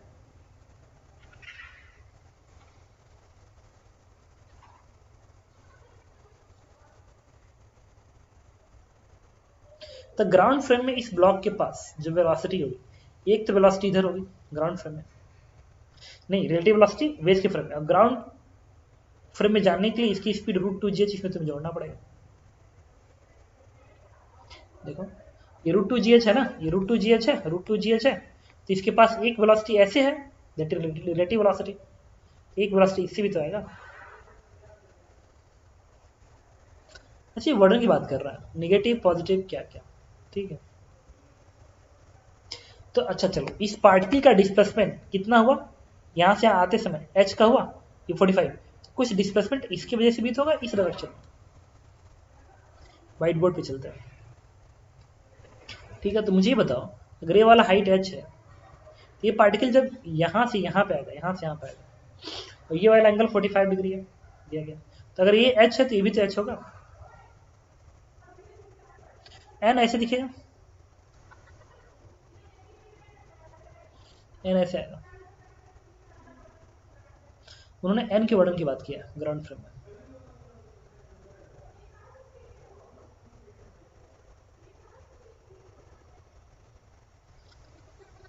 ओके, अच्छा n का वर्डन पॉजिटिव इसलिए आएगा क्योंकि इस पार्टिकल का जो डिस्प्लेसमेंट आएगा इंक्लाइन के फ्रेम में बनेगा, इंक्लाइन के फ्रेम में ये बनेगा डिस्प्लेसमेंट, ये बनेगा, ये बनेगा डिस्प्लेसमेंट, दैट इज h√2, और ये √2gh के बेस से भी डिस्प्लेसमेंट इधर आएगा, इधर आएगा ऐसे, ये आएगा मान लो x के बराबर, नॉर्मल डायरेक्शन इधर है। अच्छा, n के साथ जो वर्क डन आएगा ये इसका रिजल्टेंट बनेगा ना, तो n का वर्डन, अच्छा n में इसका जो रिजल्टेंट डिस्प्लेसमेंट आएगा, रिजल्टेंट डिस्प्लेसमेंट तो कहीं ऐसे बनेगा बीच में, रिजल्टेंट डिस्प्लेसमेंट, और ये एंगल एक्यूट है ना, एक्यूट एंगल है क्योंकि पूरा 90 है, तो एक्यूट एंगल है, तो n का वर्डन क्या आएगा पॉजिटिव, n का वर्डन मस्ट बी पॉजिटिव, तो इसका वर्डन पॉजिटिव आना चाहिए, मतलब p का आंसर 1 होना चाहिए, p का आंसर 1 आना चाहिए पॉजिटिव। इसके बाद कह रहा है निगेटिव, गलत कह रहा है, इक्वल टू mgh, क्या इक्वल टू mgh होगा, ये देखना बाकी। mgh के बाद वर्डन आने के लिए आपको यहां से यहां तक आते समय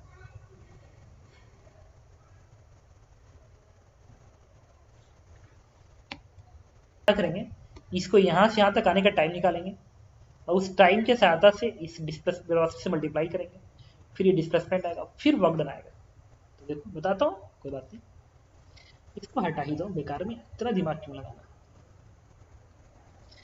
ये एंगल कितना बनेगा 45 डिग्री, क्योंकि एक बार ये एंगल 45 बनेगा, ये पूरा 90 है तो 45 बनेगा।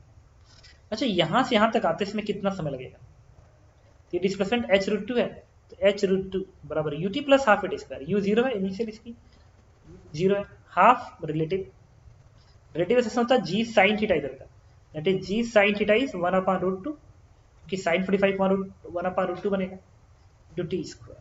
इससे t की वैल्यू क्या आ गई, e2 ये बनेगा ट्वाइस ऑफ रूट एच अपन जी। इतने टाइम में ये ब्लॉक यहां से यहां तक पहुंचा, इतने टाइम में इस ब्लॉक का x का डिस्प्लेसमेंट क्या बनेगा, x का displacement, this is velocity 2gh into time t।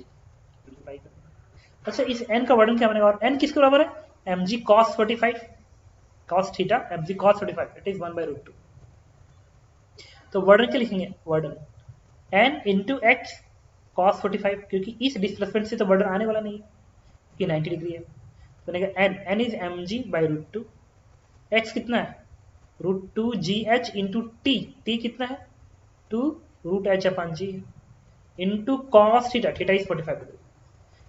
अच्छा cos 45 इज 1/√2, तो 1/√2 इस √2 को 2 में डलेगा, इस 2 से कट कर देगा। अच्छा ये g और इस g से इस g को इस g से कट करेगा, ये h इस h से मिलके h बना जाएगा, तो बनेगा √2 mgh। तो ये ब्लॉक को यहां से यहां तक आने में जो वर्डन होगा नॉर्मल डायरेक्शन का, that is √2 mgh, √2 mgh equal to mgh equal to 0, गलत कह रहा है, ठीक है। मैंने p का आंसर 1, तो p का आंसर 1 में है, देखो इसमें दिख रहा है, क्यों चेक कर लेते हैं। अच्छा q में कह रहा है कि ये √2gh से ऊपर को जा रहा है, ये √2gh से ऊपर को जा रहा है कांस्टेंट वेलोसिटी से, n का वर्डन निकालना है, ठीक है। एकदम सेम काम करो, सेम काम करो, 1 सेकेंड। ये जो तुम दिखा रहे हो ना, टाइम में तो सब सेम लगेगा, ये जो टाइम आ रहा है सब सेम लगेगा, तो ये जो डिस्प्लेसमेंट आ रहा है, ये जो डिस्प्लेसमेंट है भी एकदम सेम आएगा। ये x की वैल्यू कितनी है बता सकते हो, इस x की वैल्यू क्या आएगी √2gh, टाइम t कितना है 2√h/g, this value is 2√2h आएगा। अब आपने क्या किया, जो इसका अगला पार्ट है हटाता है, अगले पार्ट में क्या करोगे, n ऐसे दिखाओगे और इसका डिस्प्लेसमेंट इस डायरेक्शन में कितना है h√2 है, लेकिन लिफ्ट ऊपर कर गया है ना, तो ऐसे एक्सेलेरेट हो गया, कितने का डिस्प्लेसमेंट पाया 2√h का पाया, एकदम सेम पाया 2√2h का पाया, ये भी एंगल 45 बनेगा, और ये अगेन n क्या बनेगा mg 1/√2 बनेगा। तो ये एंगल एक्यूट है, क्योंकि इससे तो वर्डन मिलेगा नहीं, ये एंगल एक्यूट है तो वर्डन अगेन पार्टी बनेगा, और जो वर्डन की वैल्यू आएगी √2 mgh अगेन आएगी। सेम आंसर बनना चाहिए, क्यू का भी आंसर क्या होना चाहिए, ये इसका आंसर भी क्यू का 1 ही होना चाहिए, क्यू का भी आंसर 1 होना चाहिए। अब 100% श्योर का answer is B part. R का आंसर चेक करो, आर में वेलोसिटी √2gh इतनी है, इसमें क्या आएगा, इसमें n का वर्डन 0 बनेगा, पता है क्यों, देखो व्हाइट बोर्ड पे चलते हैं, n तुम ऐसे दिखाओगे, और ये रिलेटिव डिस्प्लेसमेंट है h√2, और एक और डिस्प्लेसमेंट इधर ही बनेगा, वो बनेगा कितना 2√2h बनेगा, पूरा एंगल 90 बन गया, तो वर्डन है 0, इस केस में वर्डन 0 बनेगा, तो आर का आंसर आना चाहिए 0 4, आर का आंसर आना चाहिए 4, तो आर का 4 देखो दिख ही रहा है। एस चेक करते हैं, ये √2gh इधर है, √2gh इधर है, तो √2gh इधर है, इधर कंफर्म इसका आंसर क्या बनना चाहिए, नेगेटिव बनना चाहिए, नेगेटिव बनेगा। समझ सकते हो कैसे, ये इसी से तो बन रहा है, जो ये इधर दिखा रहे हो अब की बार इधर दिखाओगे, इधर दिखाओगे, तो ऑप्टिव एंगल बन गया ना, इससे तो वर्डन आएगा नहीं इस वाले के साथ, बट ये बन गया ऑप्टिव एंगल बन गया, तो वर्डन नेगेटिव। अब बनेगा कितना वर्डन, इतना ही बनेगा बट नेगेटिव बनेगा। ओके, इसके बाद आते हैं question number 45, this one the last question, ठीक है। कह रहा है कि small spherical ball of mass m is projected from the lowest point, इसका मास स्मॉल है, at a point P in the space between the two fixed concentric sphere A and B, the smaller sphere A has the radius r, इसका radius r के बराबर है, and space between the two concentric with D, the ball has diameter very slightly less than D, All surface are frictionless. Speed of the ball at lowest position is v. N and B represent magnitude of the normal action on the ball extended by B और A से. ठीक है. Match the following option. Maximum NA is 0 and maximum NB this one is. ठीक है. Okay. आसान सा question. ये question string वाला केस का है. उससे मैच करा दीजिए, आंसर मिल जाएगा. चलिए बताता हूँ. Question number 45. NB बाहर वाला है ना.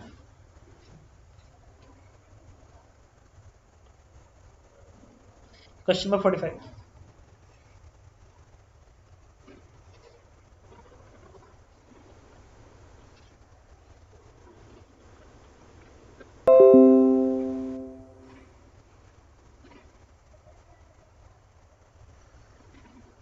देखिए ये है पार्टिकल को आपने यहां से प्रोजेक्ट किया स्पीड v नॉट से. अंदर वाला a है, बाहर वाला b है.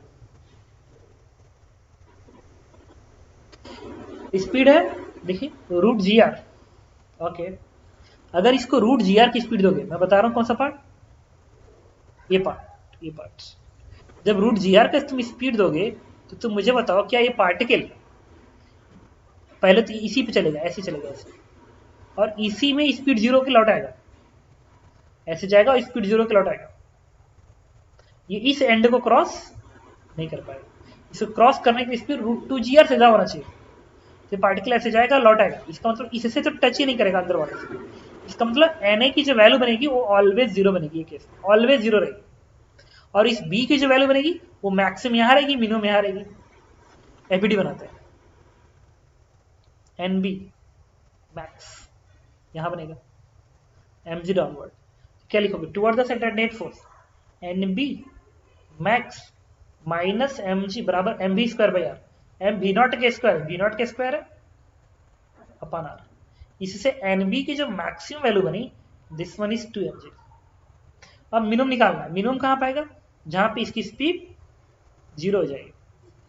अब ये 0 थीटा एंगल तय करके होगा. यहाँ पे स्पीड 0 होगी. ओके. ओके. मैक्सिमम और मिनिमम वैल्यू ना. Minimum value of NB, maximum value of NB, minimum value of NA, maximum value of NA.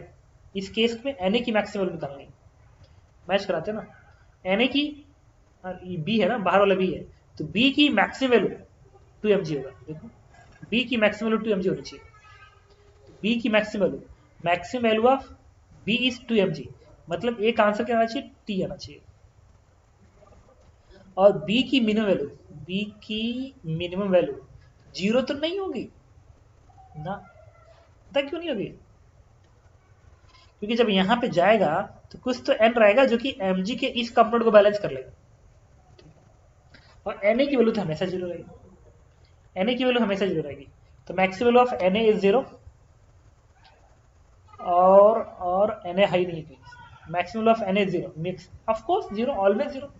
इसका आंसर T और P हो सकता है. एक आंसर होगा T एंड P. आपका √2gr पे क्या होगा? अच्छा √2gr पे पता क्या होता है? अगर स्पीड √2gr दे दिए तो ये सीधे यहां तक जाता है. यहां पाएगा, जस्ट यहां पाएगा, और यहां पे आएगा और ये √2gr. तो मैक्सिमम वैल्यू के लिए यहां पे लिखोगे √2gr तो मिल जाएगा 3mg. तो NB की मैक्सिमम वैल्यू 3mg मिलेगी. अब मिनिमम वैल्यू यहां पाएगी, दैट इज 0. इधर n आएगा, यहाँ पे स्पीड 0 होती है, और Na तो हमेशा 0 बनेगा. Na हमेशा 0 रहेगा. तो इसमें भी आंसर P बनेगा. और 3mg तो इसमें है नहीं मैक्सिमम वैल्यू 3mg B की. अब मिनिमम वैल्यू 0, तो इसका आंसर बनेगा PMQ. मिनिमम वैल्यू NB की 0 आएगी इस एंड पे, और Na की वैल्यू हमेशा 0 रहेगी. अच्छा √3gr पे क्या होगा कि ये ब्लॉक इधर जाते जाते कहीं ना कहीं सर पे छोड़ेगा. जैसे भागते हुए एक ऐसा टाइम आएगा जब इसके ऊपर आएगा, ऐसे फिर ऊपर जाएगा.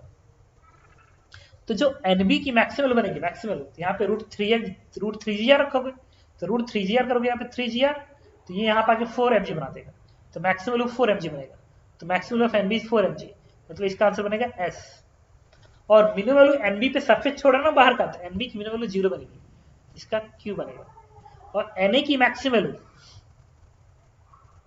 जीरो नहीं आएगी, ये तो गलत कह रहा है। Maximum of N A zero, गलत कह रहा है। इसलिए गलत कह रहा है क्योंकि जब यहाँ पे छोड़ के यहाँ पे आएगा ना, यहाँ पे, तो यहाँ से एन ए आ जाएगा बाहर, वो यहाँ पे इसकी स्पीड होगी, तो towards the centre of force question लिखोगे तो एन ए की वैल्यू आ जाएगी। तो मैक्सिमम एन ए जीरो गलत कह रहा है, और minimum value of N B is zero, ये सही कह रहा है। Maximum value of N B is 6 कितना आया था, 6 नहीं 4 आया था ना, 4, ठीक है। अब रूट 5g, अच्छा रूट 5g मतलब एकदम क्रॉस कर जाएगा पूरा, और टॉप पे जाके वो जस्ट कांटेक्ट छोड़ने कंडीशन पे होगा, मतलब ये जो पार्टिकल है वो सीधे यहाँ पहुंच जाएगा यहाँ पे। तो ये 5 mg करोगे तो यहाँ पे 5 mg तो 6 mg बनेगा, तो मैक्सिमम वैल्यू 6 mg, तो डी का आंसर आएगा 6 mg, मतलब आर बनेगा। और जब टॉप पे जाएगा, टॉप पे यहाँ पे जब जाएगा, तो इससे भी एनबी भी जीरो बनेगा, और इस पे तो कॉन्टेक्ट भी बना ही नहीं पाएगा, तो एन ए तो हमेशा जीरो रहेगा, तो N A is always zero.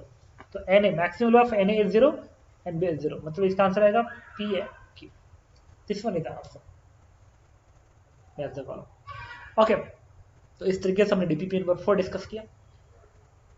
कल की क्लास में हम लोग डीपीपी नंबर 5 डिस्कस करेंगे। थैंक यू, इसको डिस्क्रिप्शन बॉक्स से डाउनलोड कर लेना।